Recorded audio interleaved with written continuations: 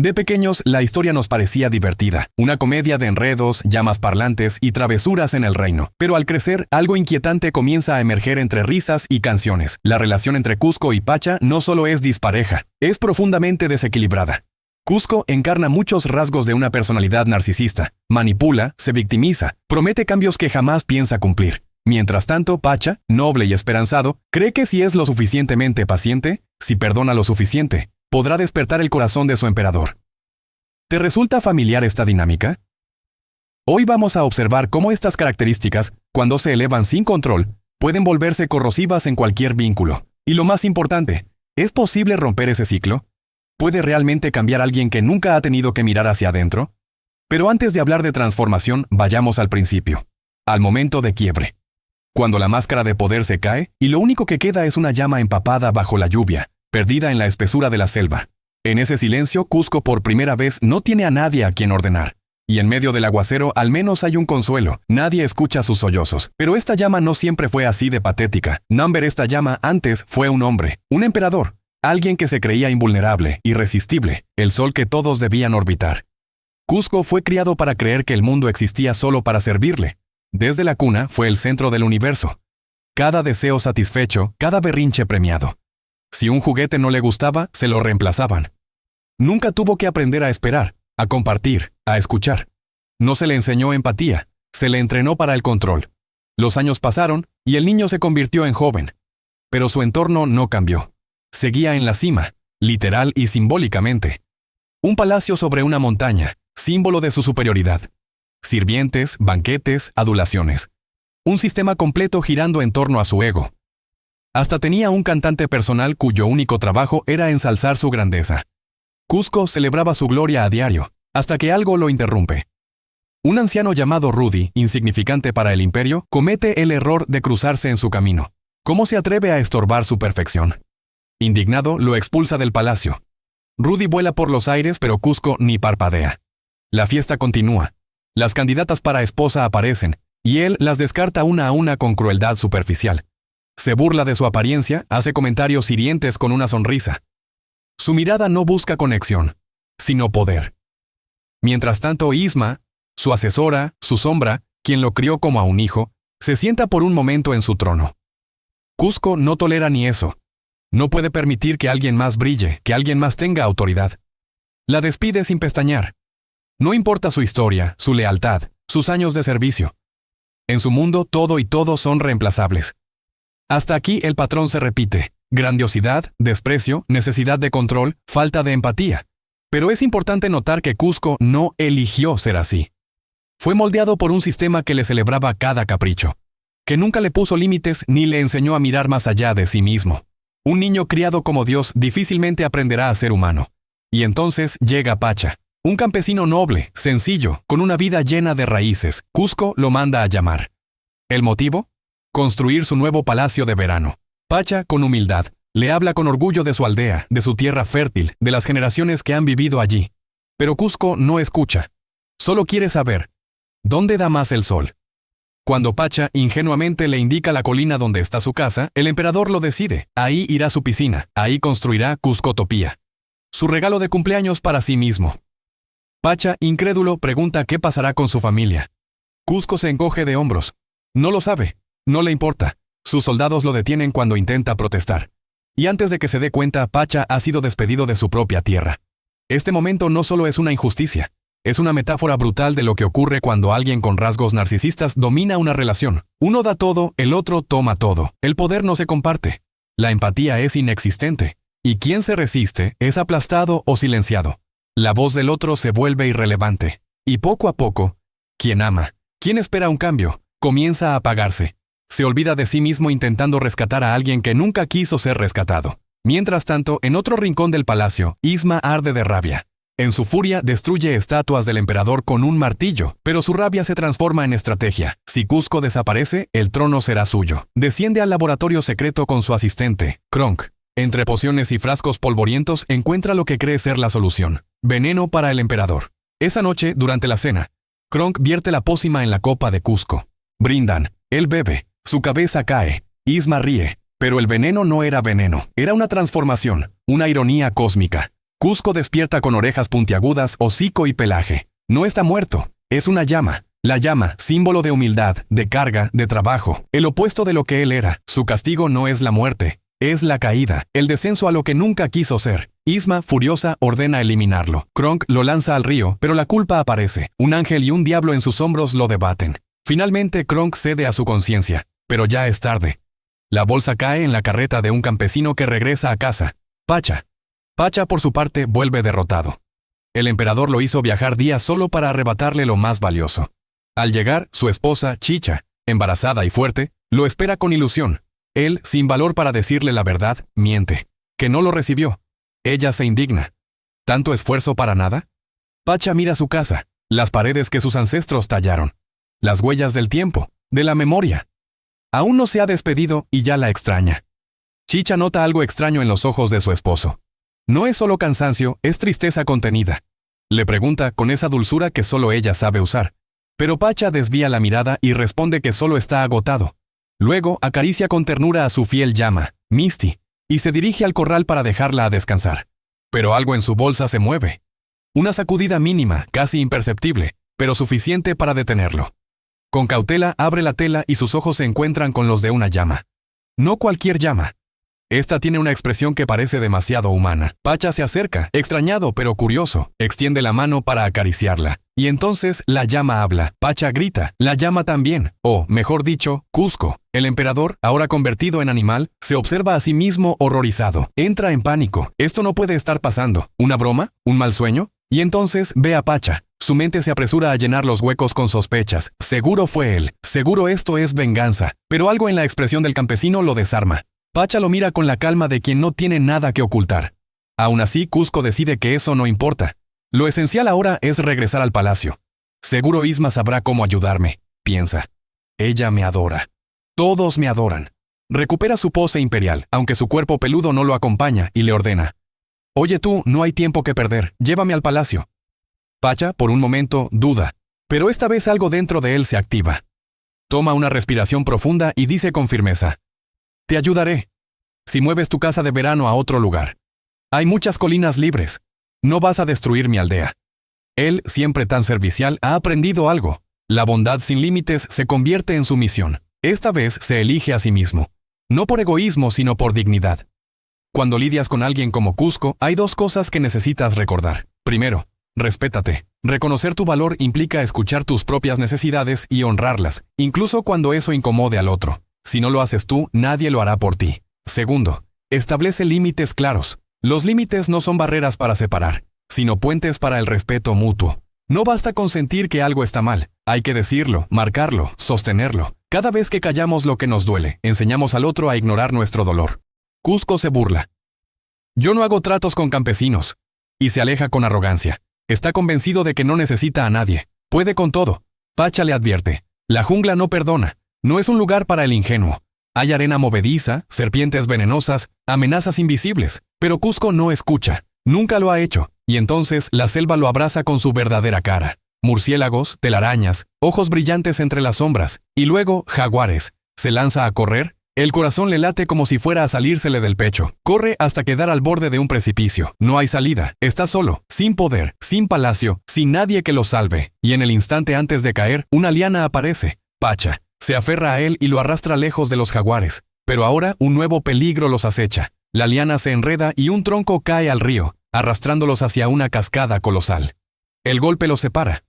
Cusco queda inconsciente. Flota sin rumbo, a punto de desaparecer. Pacha duda, pero su corazón sabe la respuesta. Se inclina para darle respiración boca a boca. En el último segundo, Cusco despierta. Ambos jadean. El sol ha desaparecido tras los árboles. No hay camino de vuelta. Pasarán la noche en la selva. Cusco, molesto, le recuerda que en cuanto amanezca deberá llevarlo al palacio. Pacha intenta razonar, ofrecerle una alternativa, otra colina, otro terreno, pero el emperador no entiende. ¿Por qué dejaría sin hogar a toda una aldea? No es mi problema, responde él encogiéndose de hombros. Pacha lo observa con tristeza. ¿Cómo puede alguien ser tan ciego al dolor ajeno? Un día vas a quedarte solo, le dice, y será por tu culpa. Pacha ha dicho lo que tenía que decir. Ya no insistirá más. Lo salvó porque es su naturaleza, pero no sacrificará su hogar por alguien que no quiere cambiar. Da media vuelta. Se irá. Pero Cusco no lo permitirá. Pacha arma una fogata. Cusco, por puro orgullo, se niega a acercarse. Tiembla de frío pero no pedirá ayuda. No puede, no sabe cómo. Pacha lo nota. En silencio se quita su poncho y lo cubre. Cusco se queda inmóvil. ¿Por qué? ¿Por qué alguien como él haría eso?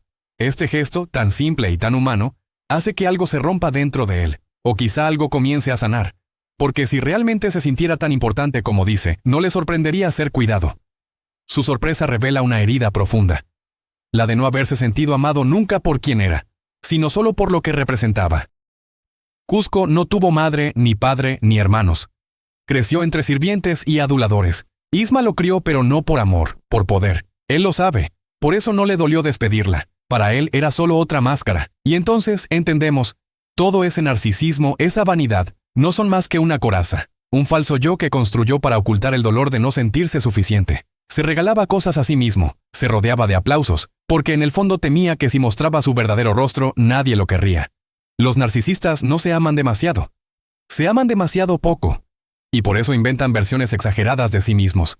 Pero ahora, reducido a llama, lejos de su palacio y su trono, un hombre sencillo le ha dado algo que nunca había recibido. Un acto de cuidado sincero. Y por primera vez, Cusco no se siente usado, ni observado, ni juzgado. Solo visto. Mientras tanto, en el palacio, Isma celebra el funeral de su emperador. Dice unas palabras huecas, sin emoción, y al terminar ordena reemplazar cada imagen de Cusco por la suya. Donde antes hubo un imperio, ahora habrá un reflejo de su ego. Por un momento dudé de ti, le dice a Kronk, pero todo salió perfecto. Kronk balbucea. Sus ojos se mueven nerviosos. ¿Eliminaste a Cusco? ¿Sí o no? El silencio lo dice todo. Isma se enfurece. No pueden permitirse errores. Si Cusco sigue con vida, todo el plan podría venirse abajo.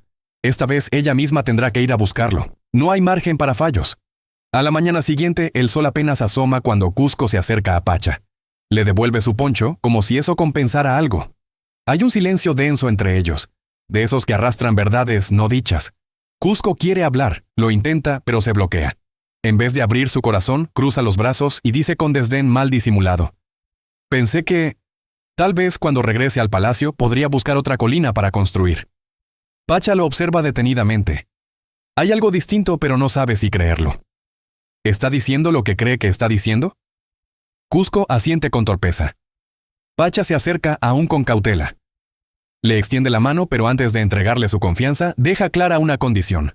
Si no estás hablando en serio, no me des la mano. Cusco duda, se muerde la lengua. Hay un instante de tensión, pero al final la estrecha. Trato hecho. Pacha sonríe. Quizá por fin ese arrogante emperador está cambiando. Algo dentro de él había querido creer que todo el esfuerzo valdría la pena. Lo que no ve, lo que se le escapa en ese momento de ilusión, es la sonrisa torcida que se dibuja en el rostro de Cusco apenas se da la vuelta. Horas después, exhaustos de caminar, están por llegar al palacio. Solo les queda un puente colgante. Parece que, al fin, todo se alinea. Pero la ilusión dura poco. Una de las tablas cede. Pacha cae y queda suspendido del abismo. Grita pidiendo ayuda. ¿Y Cusco? Cusco lo observa desde arriba. Con una sonrisa fría. Lo mira como si fuera prescindible. No mueve un dedo. Pacha no puede creerlo. ¿Y la promesa? ¿La mano estrechada? ¿La palabra dada? Mentí, responde Cusco con crudeza. Solo dije lo que querías oír. En cuanto llegue al palacio, planeo encerrarte. Y así, sin más, revela su juego. Vuelve a mostrar su cara más oscura. Esa que promete solo para manipular. Esa que no siente culpa al usar al otro como un peón. Porque quienes tienen un narcisismo elevado saben cómo reaccionar cuando alguien les pone un límite. No cambian, solo perfeccionan su actuación. Dicen lo que el otro necesita escuchar. No para conectar, sino para controlar. Para mantenerlo cerca, sin intención real de transformarse. Y eso no es un error. Es estrategia. Aún así, la bondad de Pacha no fue en vano. En algún rincón, lo hizo dudar. Plantó una semilla. Pero una chispa de conciencia no basta para romper años de autoengaño. Cusco no cambió. Solo aprendió a engañar con más sutileza. Ahora que ha probado la nobleza de Pacha, la usa como herramienta. Y ahí está el peligro. Cuando alguien con este nivel de manipulación detecta tu luz, no siempre la honra. A veces la explota. Por eso, si alguien promete y no cumple, si te dice lo que anhelas oír pero actúa distinto, no te dejes atrapar por las palabras. Mira los hechos. Las promesas vacías solo sirven para atarte sin cadenas. Orgulloso de su jugada, Cusco da otro paso, y otra tabla se rompe. Ahora él cuelga del vacío. Pacha lo mira. Le pregunta si está bien. Cusco responde que sí. Entonces, sin previo aviso, Pacha le da un puñetazo. El campesino ya no está dispuesto a seguir siendo ingenuo. Toda su vida creyó que, si eras bueno con los demás serían buenos contigo. Pero esa es la trampa del mundo justo. Creer que la bondad siempre será recompensada. La realidad, sin embargo, no funciona así. Algunos solo toman, solo exigen, solo destruyen, comienzan a forcejear. El puente no soporta la tensión y ambos caen, quedando atrapados entre dos rocas, un río de cocodrilos rugiendo debajo. Pacha tiene una idea. Si se colocan espalda con espalda y se sujetan de los brazos, podrán impulsarse y subir. Empiezan a moverse en sincronía, como si fueran un solo cuerpo. Alcanzan a ver una soga colgando de un árbol. «Tienes que empujarme», dice Pacha. «Si la alcanzo podremos salir». Cusco duda. ¿Y si lo deja ahí? ¿Y si lo traiciona? «Solo puedes confiar», responde Pacha sin más. Cusco cede, empuja. Pacha alcanza la cuerda, suben, se salvan, están vivos. Pero no hay tiempo para celebraciones. El suelo vuelve a ceder.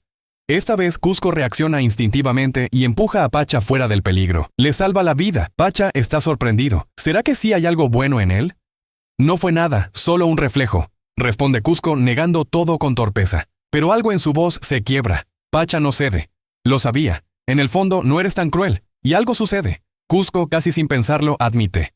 «Bueno, tal vez sí. Nadie puede ser tan cruel». Apenas lo dice, se queda helado. Como si escucharse lo confrontara. Porque para alguien que ha construido su identidad sobre la autosuficiencia, admitir bondad es admitir vulnerabilidad. Y eso amenaza su falso yo.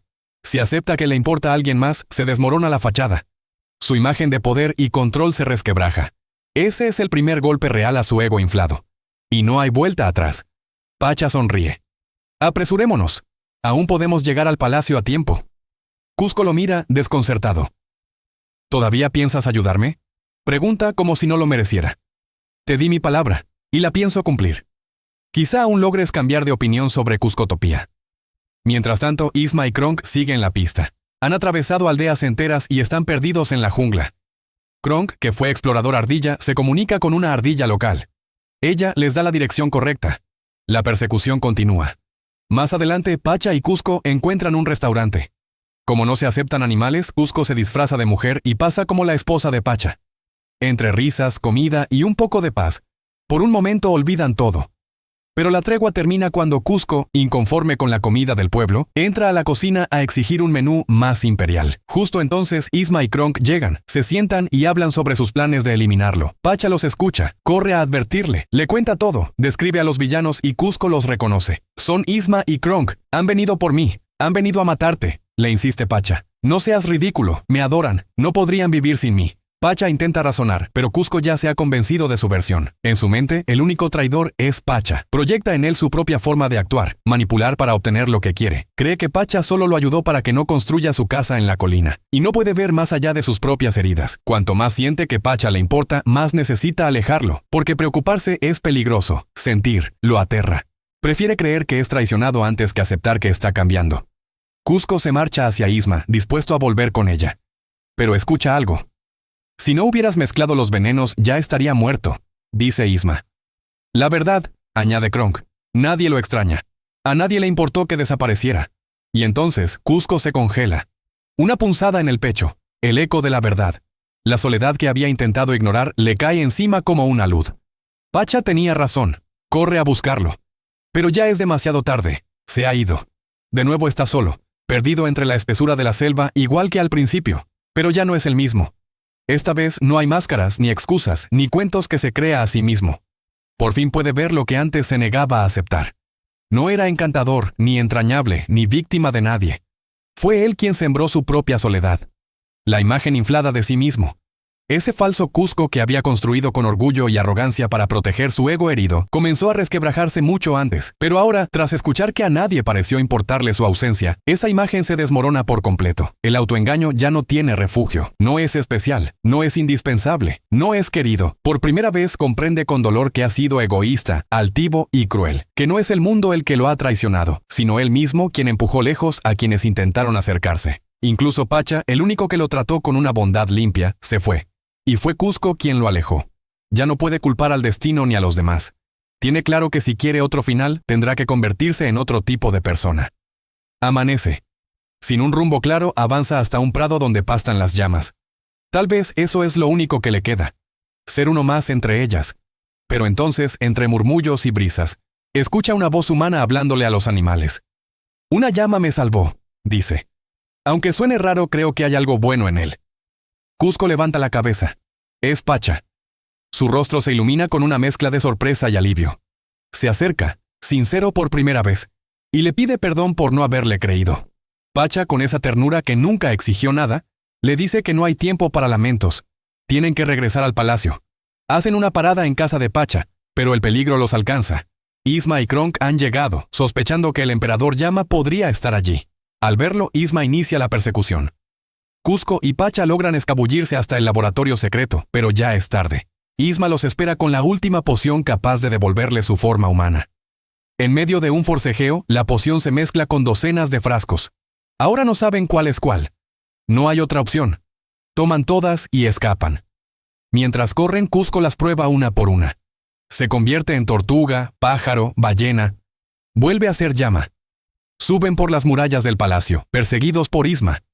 En el caos, una poción cae sobre ella y la transforma en un pequeño gato. Solo queda un frasco. Y es el último. Justo cuando va a beberlo, Isma se abalanza sobre él. Le arrebata la poción, empuja a Pacha, que queda colgando de un borde. Isma pierde el equilibrio, cae al vacío y la pócima aterriza lejos, fuera de su alcance. Pacha se aferra con dificultad. Grita pidiendo ayuda. Cusco duda. Tiene la oportunidad de recuperar todo lo que perdió. Pero ahí, colgando en el borde, hay alguien que confió en él sin pedir nada a cambio. Avanza hacia la poción. Pero algo dentro de él cambia. Se da la vuelta, corre hacia Pacha y lo salva. Ya no hay dudas. La elección está hecha. Localizan la pócima. Espalda con espalda, entrelazan sus brazos y juntos suben hasta alcanzarla. Se abrazan.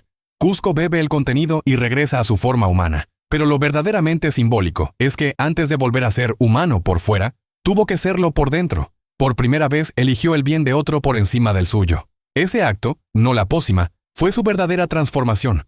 Porque ser humano no es una forma, es una capacidad. La de sentir con el otro, de ver más allá del propio ombligo, de actuar con amor, aunque cueste. Pasaron los días. Cusco comenzó a reparar las heridas que dejó atrás. Llamó a Rudy, el anciano que arrojó por la ventana por interrumpir su vibra, y le pidió perdón.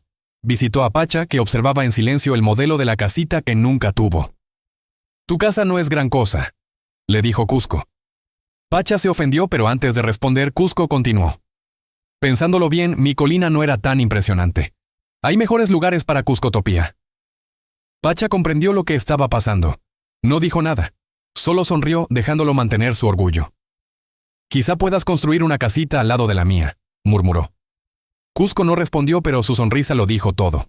Por dentro se sintió en casa. Esa decisión, ceder su montaña, su símbolo de poder, fue enorme. Implicó reconocer, aunque a su modo, que los sueños de otros también importan. Para alguien con rasgos narcisistas, eso es un paso titánico. Porque desarrollar empatía, en esos casos, es como abrir una grieta en una coraza que lleva años endureciéndose.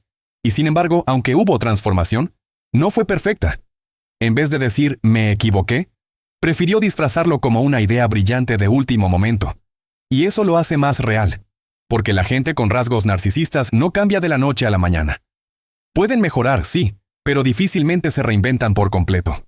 El final de esta historia es optimista, sí, pero también moderadamente honesto. Refleja algo que muchos han vivido desde el silencio, la esperanza persistente de que alguien cambie, que a veces nunca llega. Quienes han tenido una relación cercana con personas así, padres, parejas, hermanos, lo saben bien, es agotador.